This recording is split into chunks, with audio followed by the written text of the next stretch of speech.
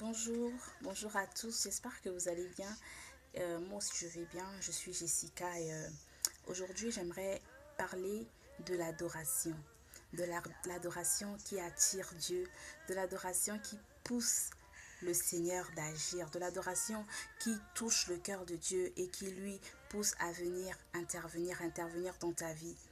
Et cette adoration-là, c'est quand tout va mal, mais que tu décides d'adorer. C'est quand tout ne marche pas comme tu veux, comme tu le souhaitais, mais que tu décides d'adorer. C'est quand les choses, tout devient compliqué. C'est quand tu es endetté.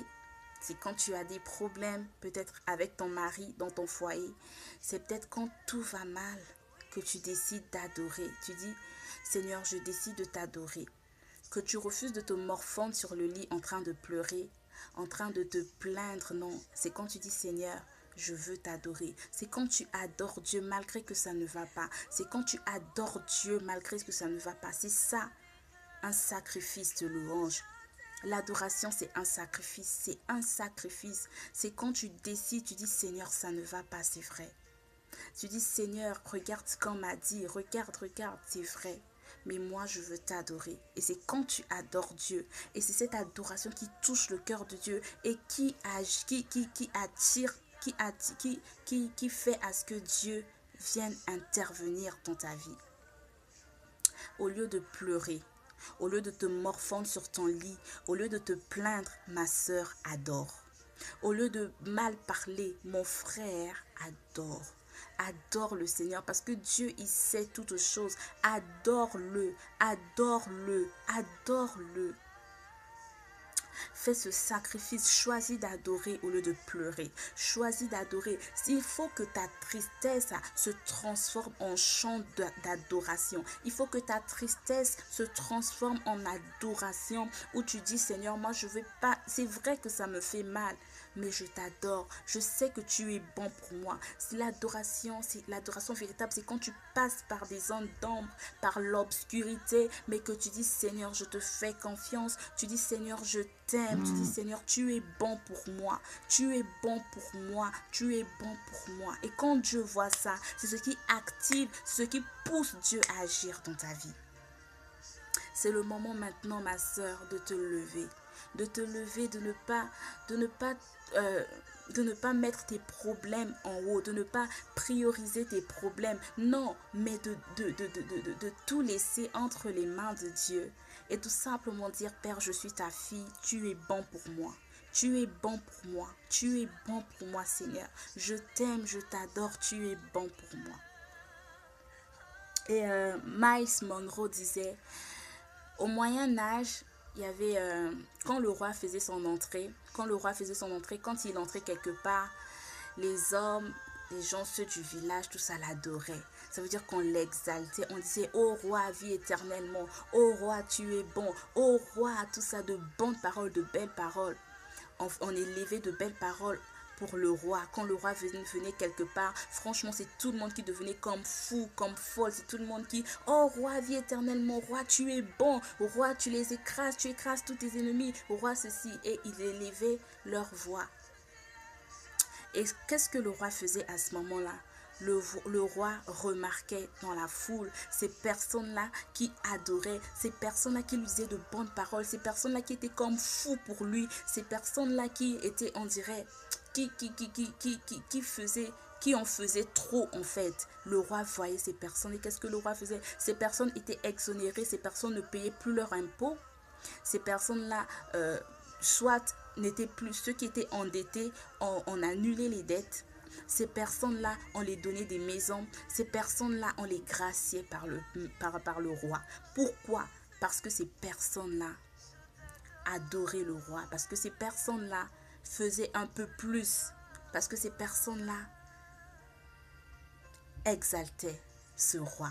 Et Miles Monroe disait, si c'est un roi physique, charnel, qui a ses émotions, qui est méchant, qui fait du mal aux autres, si lui, un homme, peut faire du bien, peut faire ces choses aux personnes qu'il adore, aux personnes qu'il adore publiquement, qui dit ses paroles pour lui, qui font ces choses pour lui. Il est capable de changer leur vie, il est capable de faire ces bonnes choses dans leur vie. Combien à plus forte raison notre Père, notre Roi, notre Dieu qui vit éternellement.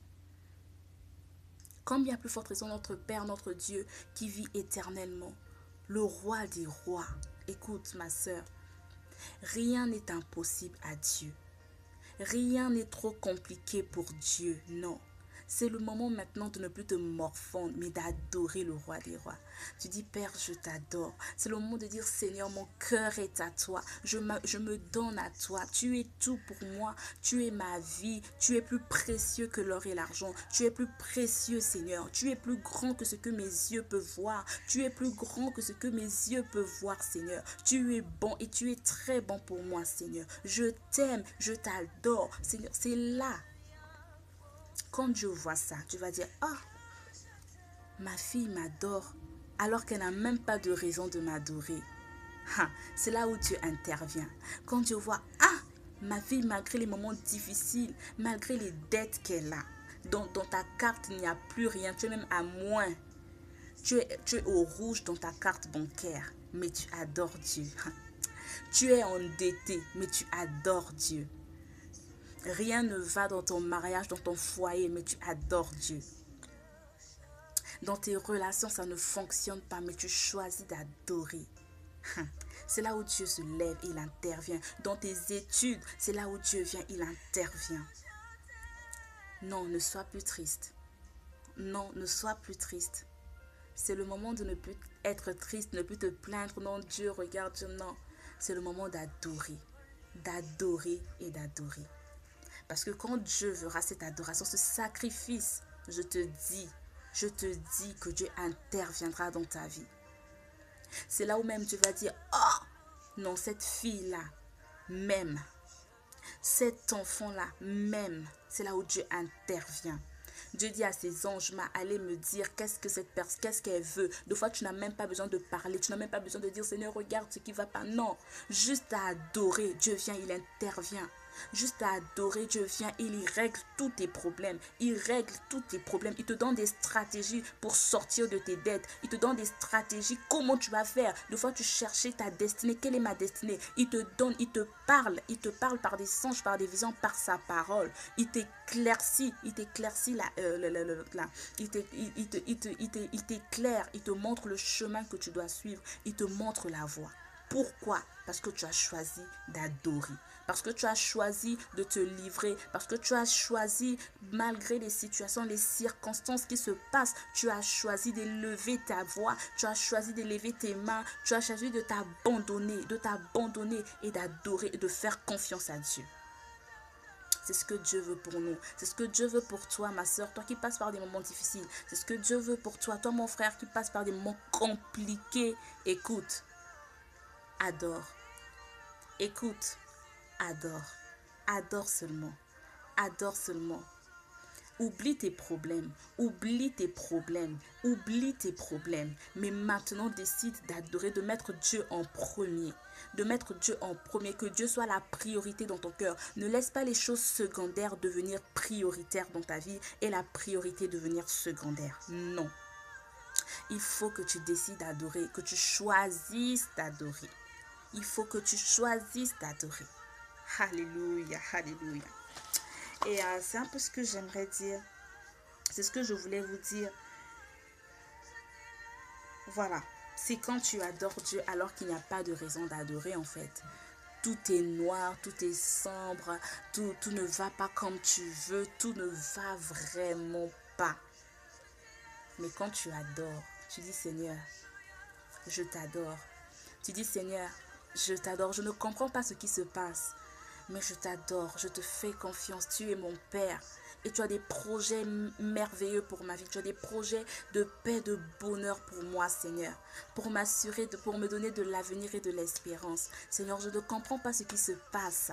Mais je t'adore parce que tu es tout pour moi. Tu es bon pour moi, Seigneur. C'est ça.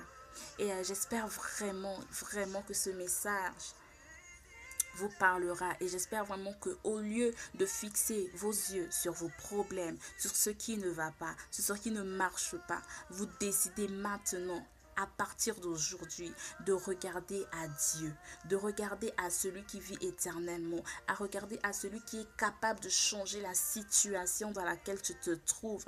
Alors mon frère, c'est juste le moment d'adorer et d'avoir les yeux, les regards fixés sur ton Père là-haut.